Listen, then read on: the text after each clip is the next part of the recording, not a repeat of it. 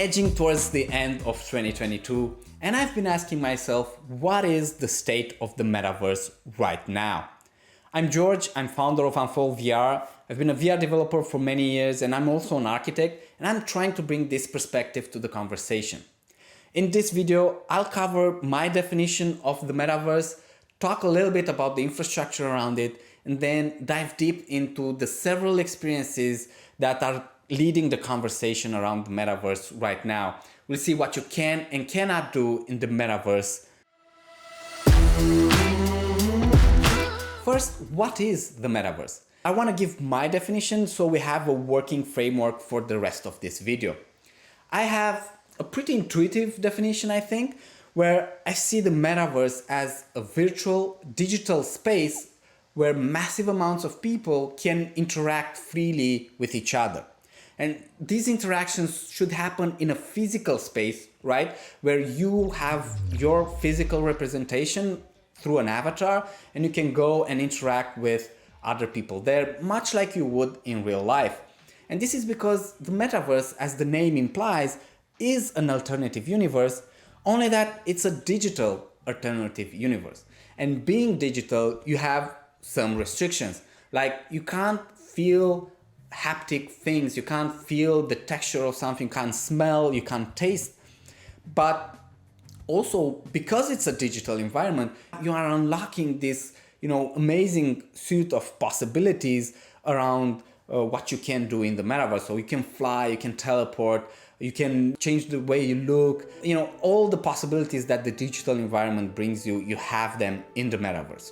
So if you look at this definition even briefly, you quickly realize there is no project, no experience right now that could fit this definition. So we don't have a true metaverse in existence right now. What we do have is the vision, the aspiration for a metaverse. The true metaverse is years into the future and will likely not be a single app, but rather, much like the internet is hosting multiple websites and multiple web apps, the metaverse will host these multiple experiences that you'll be able to jump in and out from. Now, what I want to do in this video is actually take a look of where we are on this journey towards the metaverse. So actually, one of the reasons why we don't have a true VR ecosystem right now is the infrastructure. Specifically, we don't have the infrastructure to support a true metaverse. First off, VR does not equal metaverse, nor does blockchain equal metaverse. These are just technologies that can run as an infrastructure for the metaverse. And there are other alternative technologies. When it comes to VR technology, VR headsets in particular, I think we're in a great place. This is because in the last couple of years, we finally have a winning standard. We have a de facto gold standard of consumer VR. And this is best represented by the Quest 2, but it essentially means mobile standalone VR is the way forward. And the market kind of decided on this. Moving on to blockchain technology, again, it's not a given that the metaverse has to be decentralized. I think time will tell if we'll have a decentralized or centralized metaverse or maybe a hybrid. But I want to cover the topic of blockchain because it's very important. And I think it's definitely one of the alternatives that the metaverse might go to. And what we've seen so far in this industry is that, again, we had a lot of chaos. And we had all these projects sprout out. We had a lot of bad actors, a lot of misinformation. And I think this bear market kind of settled things down and it kind of filtered out some of the bad actors and kind of cut away from all the speculatory and kind of gambling behavior. And now we're starting to see the true effective blockchains, the modern blockchains that actually bring values to end users. Now, let's get to the core of this video, which are the apps, the Metaverse Experiences. I've looked at Sandbox and Decentraland as representative for decentralized apps, and then at Rec Room, Roblox, and VR Chat, but also Horizon Workrooms for the others category. To give you a nutshell overview of the metaverse, of the state of the metaverse from an experiences point of view, I think we are in a very interesting inflection point where enough resources have been put into all of these experiences, the ones that I've mentioned, and enough millions of people are going through them daily, that we're now in a point finally where we can start seeing some conclusions shaping up. There are some lessons that we already can say that we've learned, and after all this experimentation, we can start drawing some conclusions. And I really mean experimentation because if you look closely at each of these apps, you see that they take very different, sometimes radically different approaches to product decisions. And actually, I will be structuring my video based on these lessons that I kind of distilled from all of these projects. So let's jump right in. So the first lesson that I want to touch upon is around decentralization. I'm personally a firm believer that the metaverse needs to be open, inclusive, and interoperable, and I strongly believe that decentralization is a unique and very powerful tool to get there. We still don't know if the metaverse in the future will be decentralized, but I have a strong bet that it will. Now, only 2 of the apps that I've looked through are actually decentralized, and actually they're not decentralized 100%, but let's see what lessons are we learning from them. And we can see now that as the value of crypto overall dropped, the value of land and other NFTs that were pushed by these apps also dropped. And it kind of revealed the emperor without the clothes, because without the crypto layer, there is very little you can actually do in both Sandbox and Decentraland. Crypto shouldn't be the product. Decentralization shouldn't be the product. It should just be an underlying technology. And I think this is a strong lesson that both Decentraland and Sandbox took to home. And we're going to see a lot more features focused around users from both of these apps. And a final lesson here, I think, is that more modern blockchains can facilitate this type of features that actually benefit the user, as we saw both Decentraland and Sandbox move to Polygon as a blockchain. And I think actually in this category, we can actually learn more from the smaller projects such as Unfold VR that adopt much more modern blockchains such as Internet Computer Protocol. And we can see how these much more modern blockchains can enable so much more potential for decentralization. The second lesson is around content and openness. And here we see kind of 2 strategies. First strategy is where you have apps that allow a very diverse type of content to be brought into their metaverse. And in this camp, we have Decentraland, you have Roblox and VR chat. And then you have a second category where the content is much more closely guarded, so you can't bring any type of content. And here we have Rec Room and Sandbox. And in these platforms, you can only create content with their built-in tools. On this aspect, I think it's still a bit too early to draw any conclusions. Intuition will tell you that more openness, more freedom is better. But what we see with Decentraland and the other apps as well is that when you have too much openness and you don't have a robust enough framework, your platform will look like a mess. And Decentraland looks like a mess. VR chat and Roblox also look like a mess. But in the case of VR chat and Roblox, I think because they perhaps know their user base a bit better, it kind of plays in their advantage because the mess becomes kind of a puzzle that you need to fix.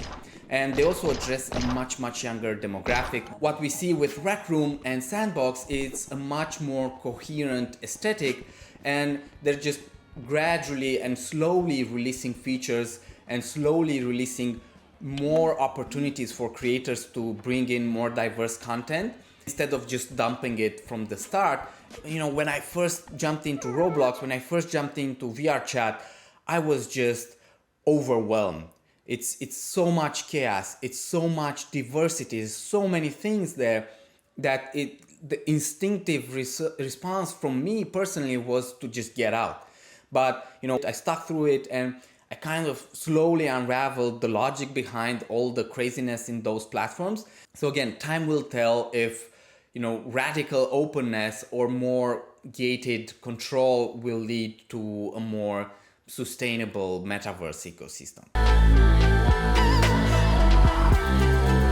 The next set of conclusions that I want to touch upon are all about persistence. Now, what is persistence? I think it's a critical aspect of the metaverse, and it's about the marks that you leave in the world. And this is actually one of the key differentiators between games and the metaverse, because in a game, you gather with your friends on a lobby, you start the multiplayer experiences, you finish that, you have a leaderboard, and that's it. You're out. The next time you join the game, it will look identical. It will be the exact same experience. On the metaverse, on the other hand, you kind of expect it to behave like the real world, where when you jump in, you leave your mark, and if you come back, you will see those artifacts. You will see that you've been there before. And what we can learn about persistence from these apps is that they all understood it to be a critical aspect. And I think everybody focused extensively on ensuring persistence on an avatar level. And I think that's very interesting because in this case, everybody kind of agreed on the same strategy. Sweet. In Roblox, actually, the experience itself is designed for that avatar to kind of over time tell the story of you as a player, to kind of tell the journey that you had through Roblox. And the same is true with all other metaverse projects.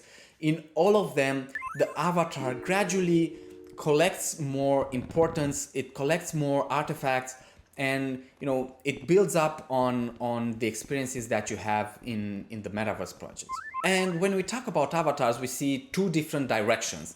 You have projects such as Horizon Workrooms or Rec Room that kind of focus on letting you have any type of real appearance, so you can kind of mimic the way you look in real life, even if sometimes it's a bit more stylized or cartoony. And then you have other projects that go, all the way to Fantasyland, and here you have, Roblox and VR chat perhaps as being the best exponents. Here I think it's again a bit too early to say which option is better, have Fantasyland avatars or regular looking avatars. I personally believe that the metaverse will have mostly humanoid avatars, and this is because we're accustomed to seeing people, and you want to make a genuine connection in the metaverse, and it's hard to make that connection with something that looks like a robot or a giant bunny. Another lesson that we learn about persistence, which is not that great, is that outside of the avatar, there is actually very little persistence in most of these experiences, with the notable exception of Decentraland, where you buy land and you build something on it and everybody can see it. So that's a definitive mark on the metaverse. No other project actually has any tangible persistence in the metaverse virtual space. The last topic that I want to touch upon, and the last conclusions that we can draw from this analysis, is around content experience. And by content experience, I mean what you can actually do in these metaverse projects. Now, this is a very subjective field, and different demographics will have different preferences. So I don't want to touch upon what you can actually do. I already covered that in both Decentraland and Sandbox. You can't really do much. Whereas in all these other projects, you typically have these mini games, experiences, and some common lobby space where you can meet random strangers and interact with them. That's overall the gist of all these experiences. But what I want to touch upon is kind of a shift from the previous lessons where, each project had kind of a different approach.